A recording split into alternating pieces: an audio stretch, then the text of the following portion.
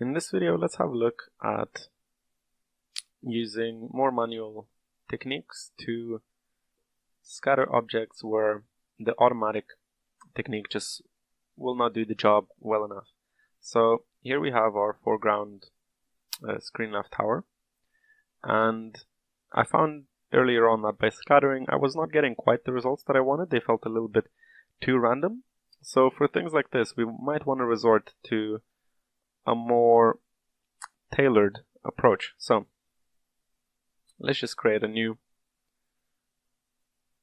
geometry container, and we're going to call this PC container, just so it's easier for me to remember. And we'll create a new scatterer, actually point cloud. We'll call this Shanty PC container, and we'll call this Shanty SC scatterer. And here again, we're going to select all of our shanties. For geometry support, we're going to call upon our PC container here. And let's just go in and start having a little look at painting some particles. So let's look at our settings in here.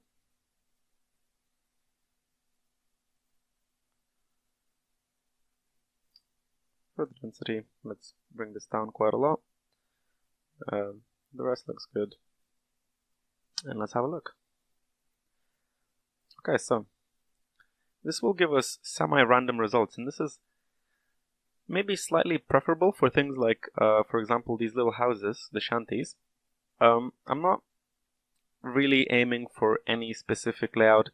They're not meant to be noticeable too much. They're just kind of there to bring more detail to the image, but they're not there to be eye-grabbing. For those details where we want all of the viewer's attention to be caught on them, we will maybe do a more manual hand placement method, but for this we can just use this particle container method to just click and create houses semi-randomly. So we're getting pretty quick results.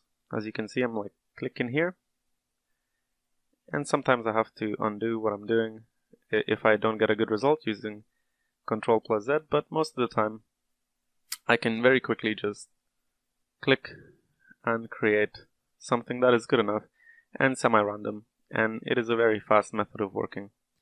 So you always got to make sure that whatever you're doing makes sense. For example, here this house is floating, so let's just undo that, and maybe let's create another one there. Maybe, yeah, okay, there, and let's just do a few of these.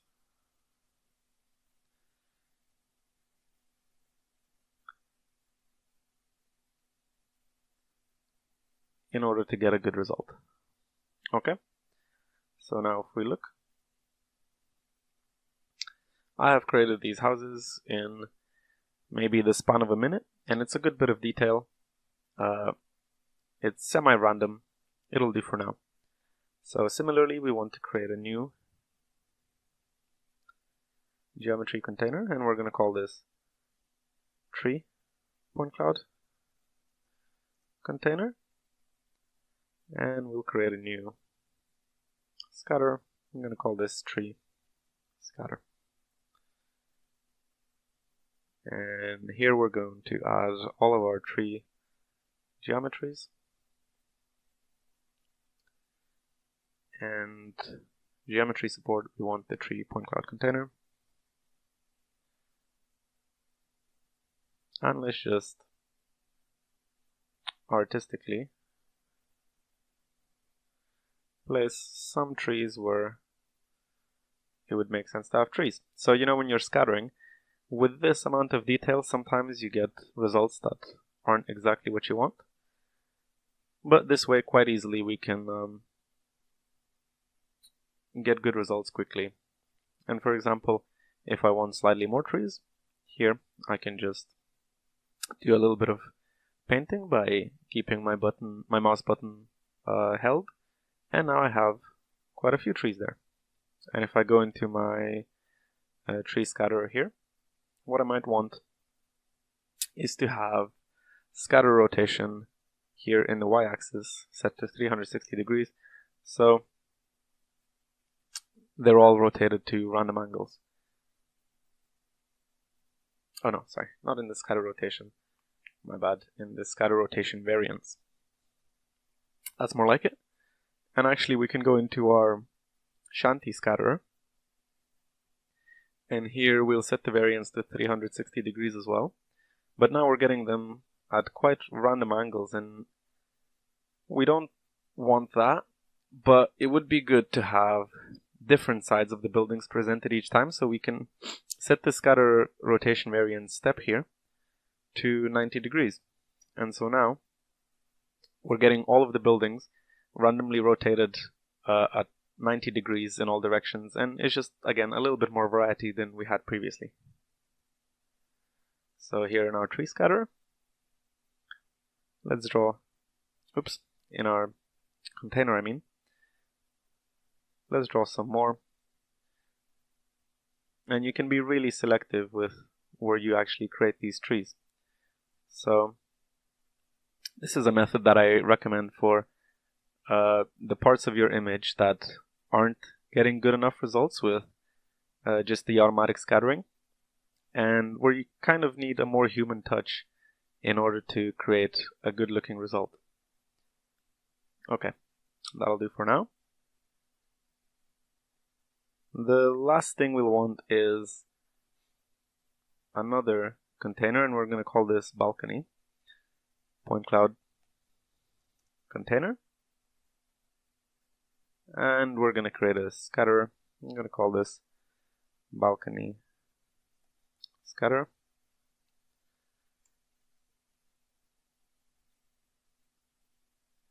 And let's select all of our balcony geometry. And select our balcony point cloud container.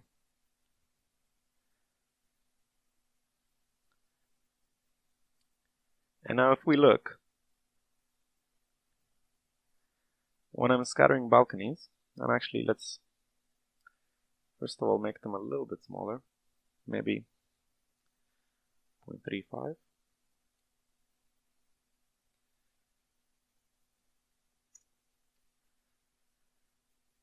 And let's go in here. For example, let's practice on this building. So I have no guarantee that the balconies I create are going to be the correct angle. See here, they're jutting out the wrong way. We would, in reality, okay, let's make one more. So here they're facing the correct way, but actually backwards. It's just the general plane is correct. So first of all, in order to fix this, you might want to just do this. And now that is correct, but these are not. And so if we, for example, do the previous trick of having rotation variance set to 360 and step to 90, this still does not guarantee good results because this is still random. So now they're all incorrect actually. So what other solutions do we have? We could try support normals if we set this to 100. But this actually does not work either. So the solution I found for this project, and this is more something that matters for cities rather than forests. For forests, random rotation is always good. But for this, I found that this was a little bit too much of a problem. So we can do it differently. We can, for example, here,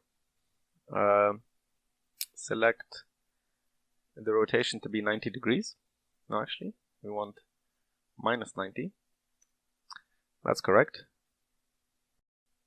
Okay, so now, that flew out a bit too quick. Okay, so Now let's split this particle container and the scatterer into two.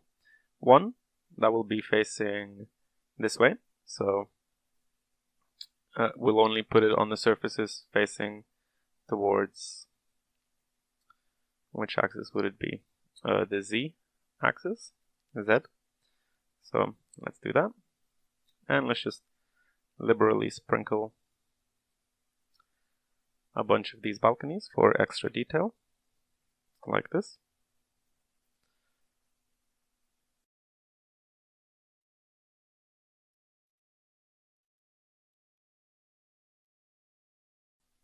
Okay, so now we have these.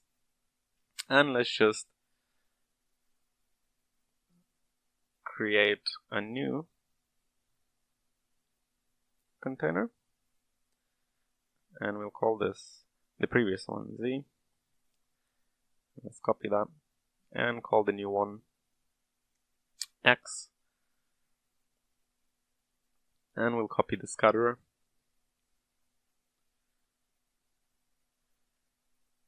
And apply it to that. And so now, let's create a balcony here. And again, actually, let's name these as well.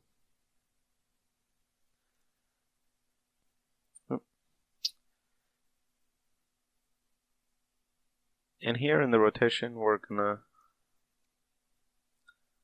set it to 180. So now,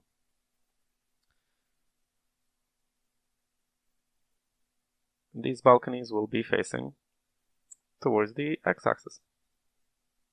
So let's just add quite a lot. I'm going to be quite rough, but obviously with your own project you might want to be much more selective artistically where you place these. When I was first making this artwork, I was quite careful to make sure they worked nicely with my composition, but for the most part these balconies in these houses are just there to serve as detail, and you know, you can get away with having them be a little bit random.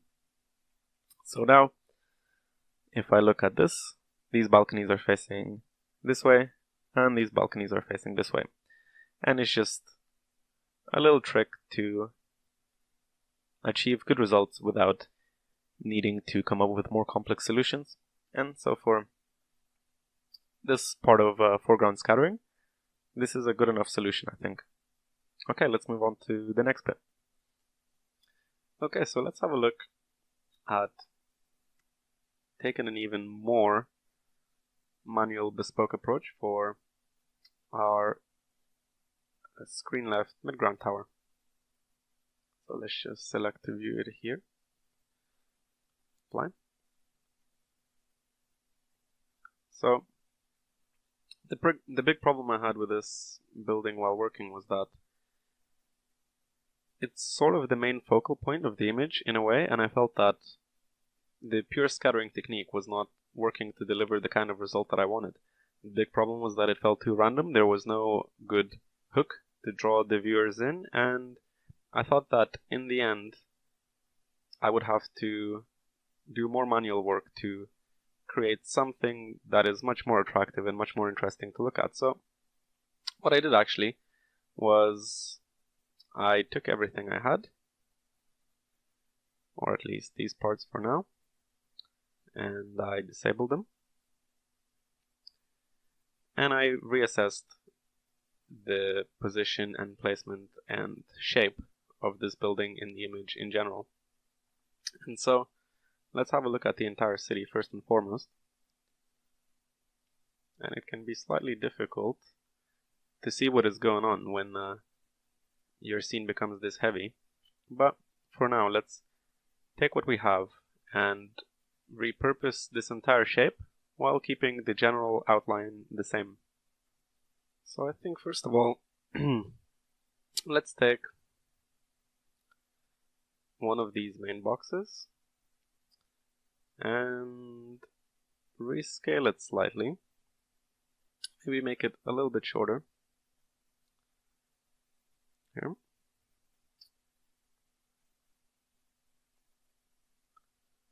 something like this.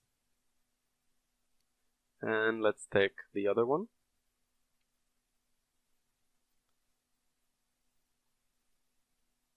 And place it like this. So what I'm doing currently is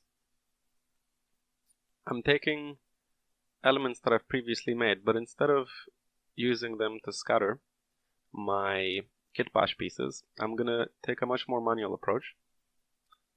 Let's also actually change this one to something like this. Oops. And this one to something like this. And let's just copy this one again until we get something similar to this. And this one, let's maybe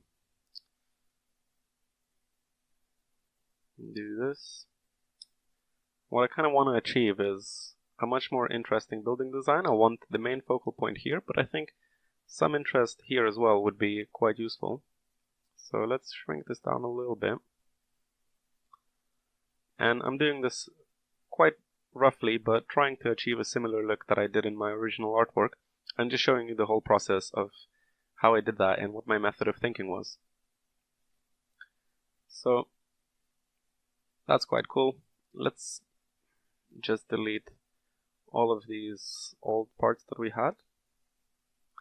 And let's just contextualize this, and we'll call this screen left midground base underscore blocking. Okay, cool. And now let's go into our base pieces. Let's just delete these ones.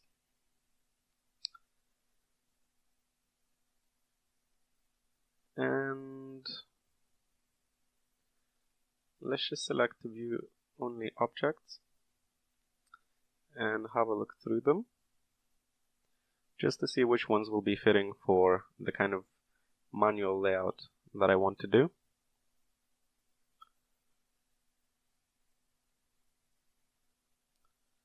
Okay, I think perhaps we'll take these three, actually 8, 7, 6.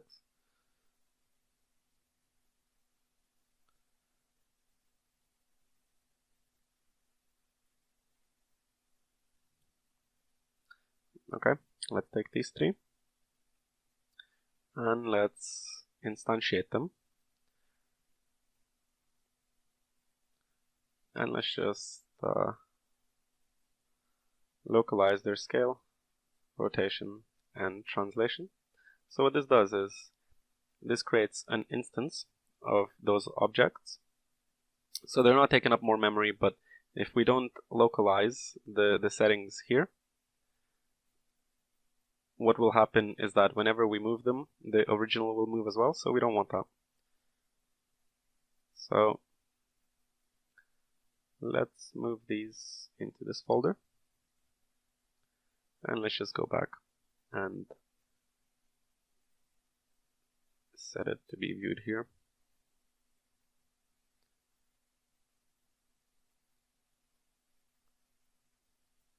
And let's just move these into place. Pardon me.